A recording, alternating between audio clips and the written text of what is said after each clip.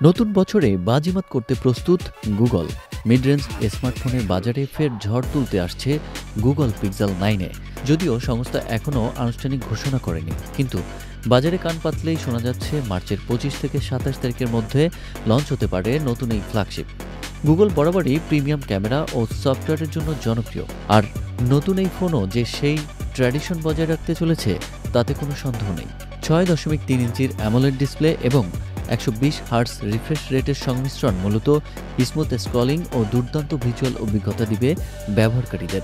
Processor হিসেবে থাকছে গুগলের নতুন টেনসর G4 চিপসেট।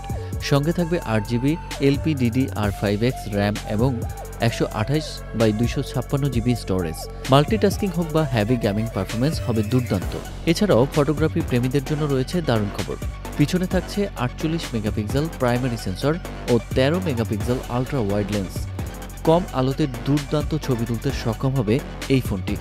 পিক্সেল 9-এ এর দাম মার্কিন যুক্তরাষ্ট্রে 128GB মডেলের জন্য প্রায় $499 এবং 256GB মডেলের জন্য $599 হতে পারে। ভারতে পিক্সেল 8-এ লঞ্চ হয়েছিল 52,999 রুপি দামে, ফলে নতুন মডেলের দামও তার কাছাকাছি হবে বলে আশা করা হচ্ছে। গুগল এবার মিড রেঞ্জ মার্কেটে আরও আগ্রাসী হতে চাইছে। স্যামসাং, আইফোনের মতো ব্র্যান্ডদের টেক্কা দিতে পিক্সেল 9-এ যে শক্ত প্রতিদ্বন্দ্বী হতে চলেছে তা বলাই বাহুল্য।